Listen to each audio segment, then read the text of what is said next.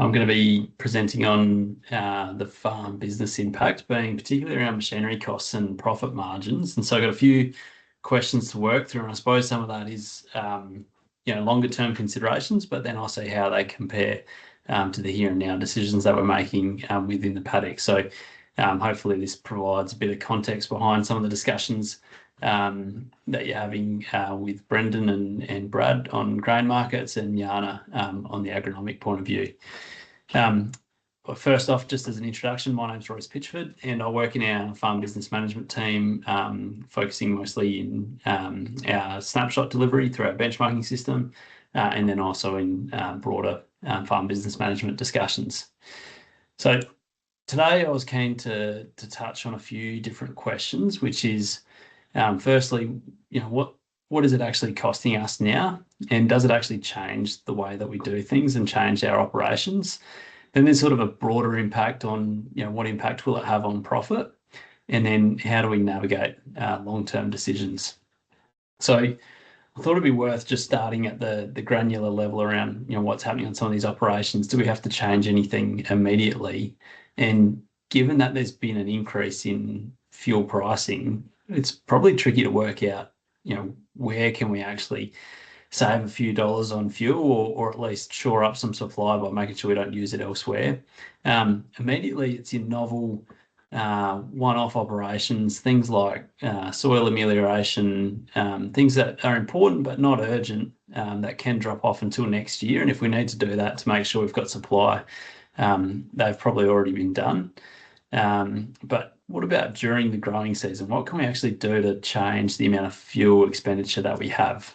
And so I started pulling together some numbers around how much extra is it costing us for each pass. So if we assume that fuel was costing $1.50 a litre, which it was probably around that prior to the war, once we'd taken out the rebate, and then we looked at, all of these fuel prices, let's assume that net of the rebate. And so I'm going to focus on that $3 mark, because that's where we are about the time of this recording. So, and this will vary a lot for different operations based on different work rates and different terrain and different soil types and all sorts of things. But these will give us a rough guide as to how much more each operation is going to cost. And so first up, we've got seeding.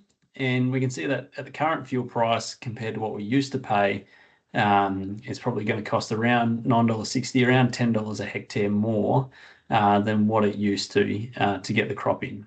And so that's going to have a reasonable impact, but probably doesn't actually price that immediately out of the water that we're not worth seeding at all. Obviously, that would continue to increase, and hopefully we don't see anything further to the right-hand side of the scale where we're looking at $4 and $4.50. But I've sort of included that in the scale so that we can see if the motivation changes at some of those higher fuel prices. Then we look at our in-crop operations. So we've got a couple of different examples there between sprayers. Your numbers might well be different. Just keep in mind that all these figures are the per hectare differences. So there might be differences, like an SP sprayer might use more per hour, but if it can achieve more hectares per hour, that might offset some of the change. And that might have been what's come through on my numbers as to the difference. Either way, it's around $1 a hectare more now to do our spraying pass than what it used to be. Spreading, probably not so much, not as fuel hungry.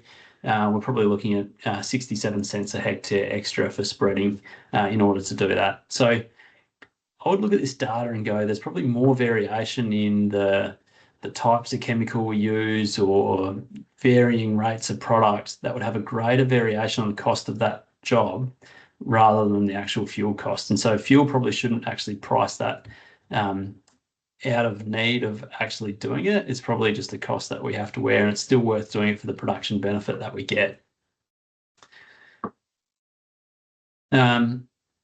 Next up, as we go further along in the season, we look at if we had a hay program, mowing, raking, baling. We've got, a reasonable increase in costs there, and, $6.50 for mowing, $2.33 a hectare for raking, $7.70 for baling. That's of interest, and it's probably around this level that I was thinking, well, maybe that might be where some of the choices are in terms of where we could reduce fuel usage and change it from one operation to the next. And so I was keen to look at that in comparison to, say finishing up a grain crop where we might have windrowing at, $4.70 a hectare extra in cost, whereas harvesting being the most fuel hungry per hectare and looking at $20.70 at $3 a litre additional cost over and above what we were paying previously. Now, this information isn't that appetizing at all, and is of some interest, but what I was really hoping we could do with this was go, well, does it actually change the way that we operate? And straight away, one of the questions I got was, well, a windrowing pass, do we actually have to do that? And is it warranted? And, I'll let you interpret the data as you wish, but, potentially for $4.70 a hectare extra, well, if we don't windrow, we might lose some of the benefits of windrowing, but we might actually end up using a little bit more fuel because we've got a bit more bulk to get through as well. So that harvesting number might actually increase. So that might be a little bit counterintuitive and might not be a fit in all of them. But potentially that's one area we could look, but maybe with limited scope to actually save any meaningful amount of fuel. The other one I was wondering was, well, does it actually change the numbers on when we look at hay versus grain? And so if we added up all the hay numbers, we end up with $16.56 and grains around $20.70 per hectare. Now, neither of those numbers actually include the freight component, and for hay is going to be a little bit more freight heavy, and they're probably pretty similar on cost in terms of the additional fuel consumption that we might have. And I would see those numbers and probably go, there's actually not a lot we would change from an operations point of view to save fuel. I was expecting hay potentially could have been higher on fuel usage, but is comparable to a grain harvest pass. And so therefore probably not going to change a whole lot on our operation and change the rotation to either make it more hay dominant or grain dominant on the back of this. Interestingly, if we looked at adding up a lot of these figures, if we said that there was a seeding pass, we did one spreading pass, and so there was 6 sprays over the course of a year, including a summer spray plus a harvest, well then that would add up to about almost $37 a hectare additional cost just in fuel, from those passes themselves. So quite a substantial increase in cost, unfortunately there, and probably not a whole lot we can do about it in that those operational critical passes and operations that we have to do probably still need to continue doing them, and these additional costs don't warrant not doing them at all. It's still worth spraying, it's still worth spreading. Potentially we might consolidate and spread at a heavier rate to save going out a second time, but that's not going to save a huge amount of fuel. Hay versus grain is probably as usual for other seasons, and it's only really those one-off events, those development projects that we might actually be able to save some fuel so they can wait one more year potentially. Then if we move to the whole of business impacts, I've pulled out some data from our snapshot database and looked at the medium rainfall districts, and I've grabbed a 5-year average figure for income per hectare. So that's across 5 years, and that doesn't include much of the 25 season, as we're still collecting data on that as we speak. So it's from sort of 2020 to 2024 period. However, the variable costs and the gross margin that I'm working on, I've used a 3-year average on them because prior to that, our cost base was much lower. It's in the last 3 years we've seen that increase in cost. And so that variable cost is actually a 3-year average, and therefore there's a resulting gross margin of 830. So they're the starting numbers that we had.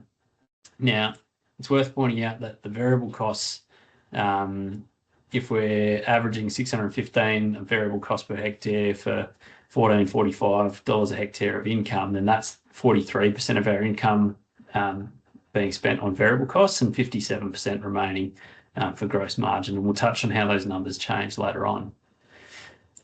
Now, of that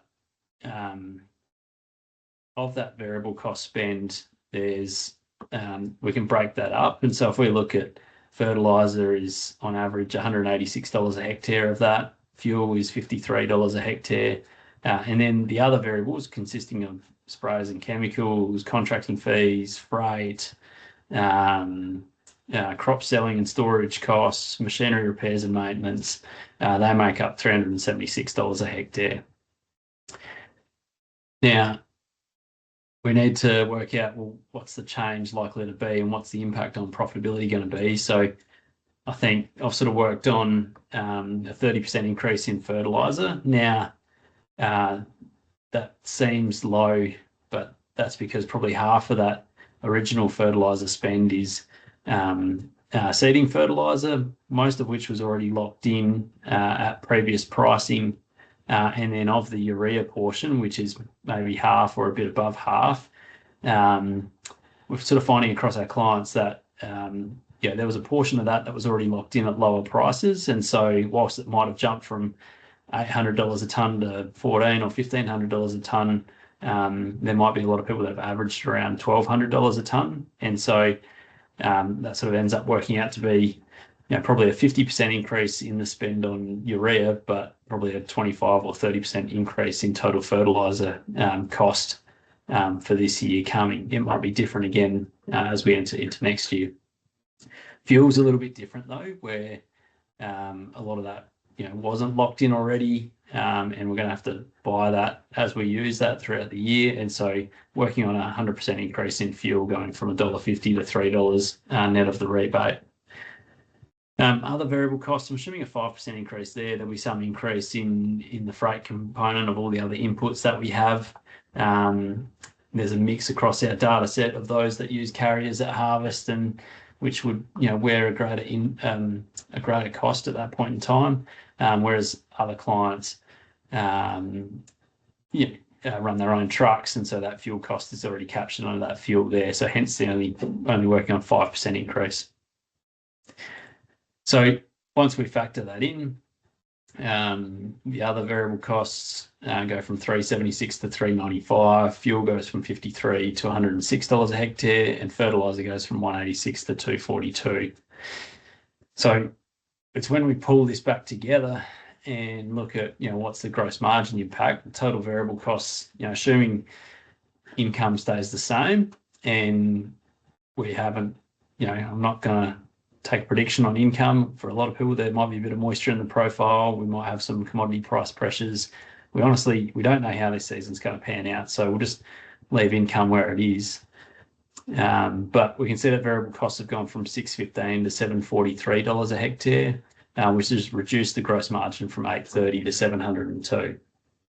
Now, again, these are broad averages, but they give you a sense of how things might change. I suspect in a rotation where there's a lot more urea going out, we're probably going to see a larger change in the variable costs, given that that's where we've seen a greater impact of the price impact. When we look at as a percentage of income, previously we were 43% of income being spent on variable costs and 57% of income being gross margin. And this is going to change going forward, looking at an increase of 8% of income, change in variable costs going to 51%, and only 49% of income being retained as gross margin. And obviously this is before all our other overhead costs and finance costs as well.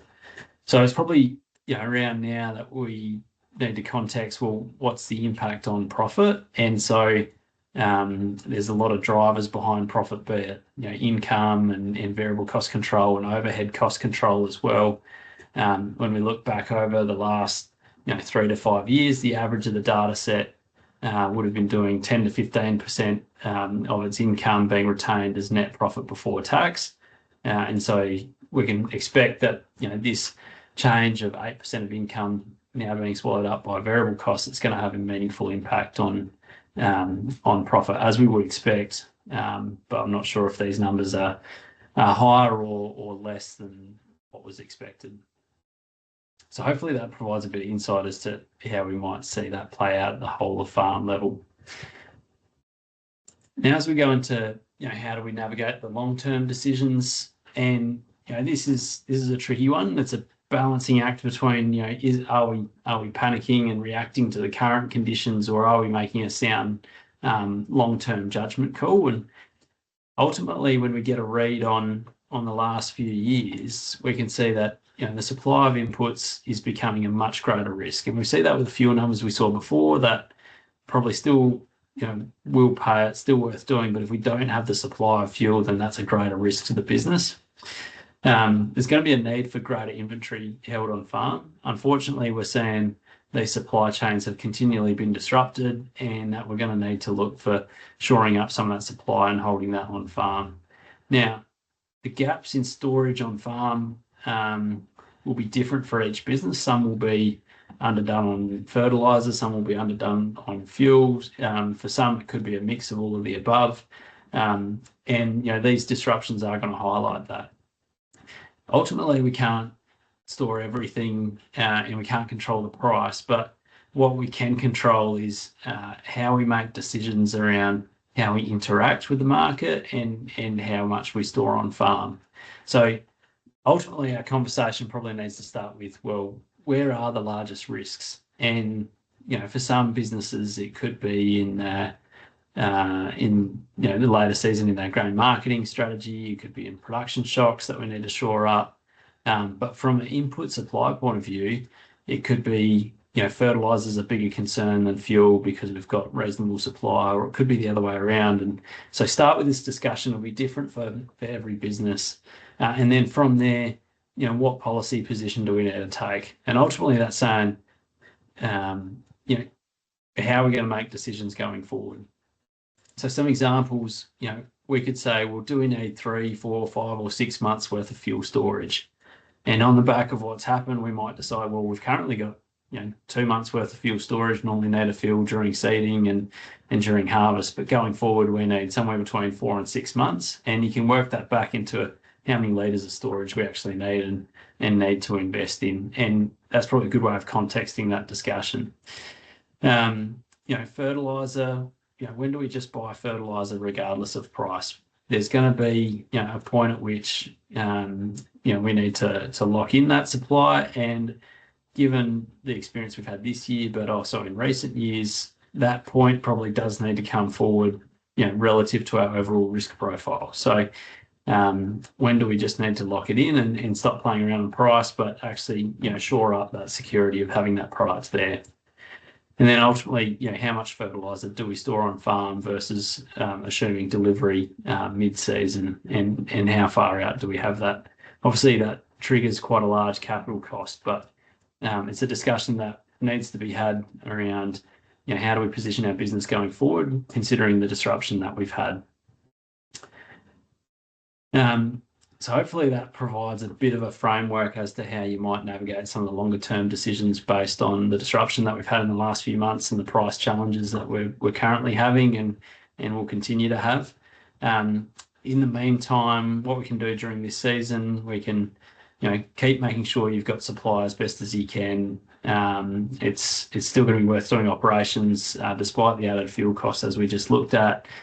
But continually update your cash flow budget. If you need additional working capital, start the conversation early, make informed decisions around cash flow, see what you can change, and then see what impact the season has as we pan out across the coming months. Thanks everyone for listening. If you need to contact me, feel free to do so on those details.